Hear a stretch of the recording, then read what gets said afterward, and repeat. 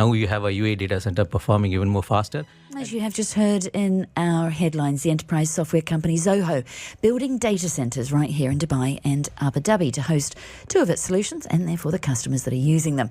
Very pleased to be joined by the CEO of Zoho Middle East and Africa, Hyther Nizam. It's lovely to have you. Thanks for having me here, Brandy. Why are you building your data centres here in Dubai and Abu Dhabi? It's important to really respect the data sovereignty and to respect the local laws of UAE and to serve enterprises and government and semi-government. It's becoming very important for companies to really have the data sovereignty and have the data, the IP of those companies in the country itself. So that's why Zoho is really committed to the local market, and we want to be deeply rooted in the UAE market. You mentioned local laws, and you're certified to serve government and semi-government entities. Do you have to do this? Is this a requirement of working with those kind of companies? Yes, it is mandated by the government. And if you want to really work with any of the UAE government or semi-government entities, you need to have this certification and compliance in place, and the data of all the local government should be residing inside the country. Okay, so legally you have to do this if you're Yes, going to keep indeed, those yes. clients. For your other kind of clients, for any small businesses listening, what does it mean for them? Does it make computing easier, safer, cheaper? Yes, definitely all of them. And also the performance of their data being accessed from a local data center would be faster than accessing from, let's say, a US data center. From the experience perspective, because the data has to really hop through the network, right, serving from US data center to here. Now you have a UAE data center performing even more faster. And most importantly, data is the IP of any company. And you don't want to be at the mercy of another government. So now you have data in the local government, you are bound by the local laws, and which means the businesses would be more comfortable, more confident that their data residing inside the country. You're also having to pay to build them, though. Who will ultimately pay for that? Is it Zoho or is it the customer? No, I think Zoho will absorb the data center cost. We are not going to charge anything extra for the local data center cost because we are going to charge the same cost, same pricing from the customer. So Zoho will be absorbing the data center cost. How much does it actually cost to build a data center? I know these are part of that wider investment. We've used the 100 million dirham number a few times, but that's an investment that was announced a couple of years ago. How much does it cost to build a data center? I think minimum tens and millions of dollars. And because these data centers have hundreds of servers, and we have a Dubai data center, which is a primary data center, and then real-time data is replicated in Abu Dhabi data center, which is, if anything disaster happens in this data center, that will be they'll be online immediately. So, which means you need to put hundreds of servers. So it calls for a capex of tens and millions of dollars, and the operation expenses of maintaining the data center and NOC operation, the operation center, it also costs a lot for us. Yeah. Which I have questions about. Where exactly are you building these, by the way? We're in Dubai and Abu Dhabi. I think we have a co-location vendor. We run our own data centers. No, we don't run it on hyperscalers like AWS or Azure. So we have our own data centers, and it's been running in Dubai with a vendor called Equinix, which is a global vendor, and they provide the location for us in Dubai and Abu Dhabi. Yes, but where physically are we talking? Yeah, I think on the safety and security reason, we cannot really disclose on the exact location of the data center, but definitely in Dubai and Abu Dhabi.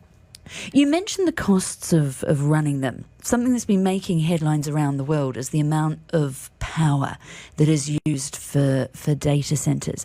Are you paying standard rates for the power for your data centers, or is it being subsidized? No, it is a standard rate, and we carefully choose the right co-location vendor who is like green certified and making sure they use the renewable energy like wind and solar.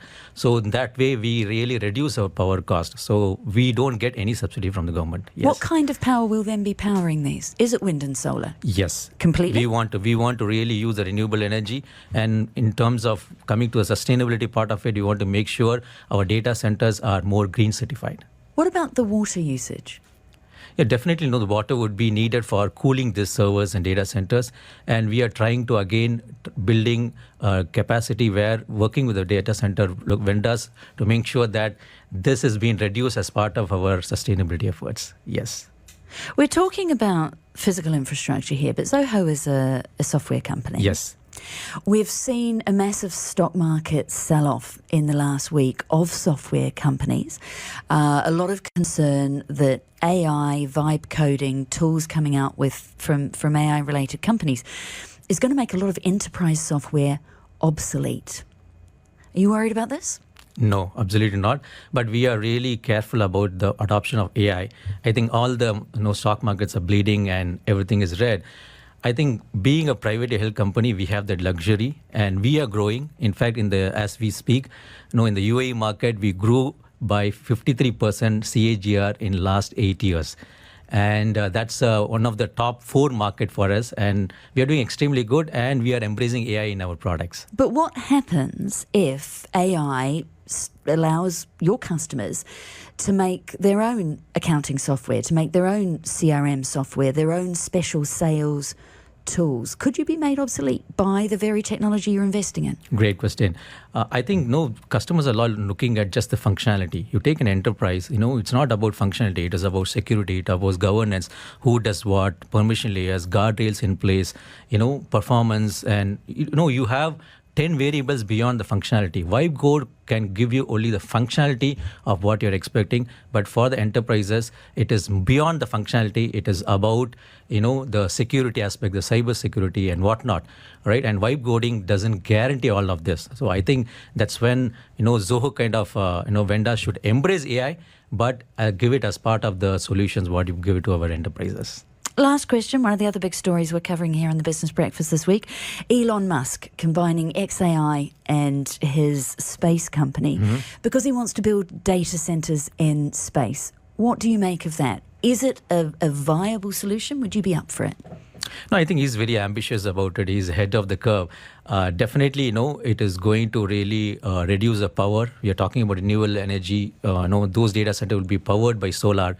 And that's a very welcoming move. And if in case happens, good for all of us, good for the Mother Earth. I would be really happy personally.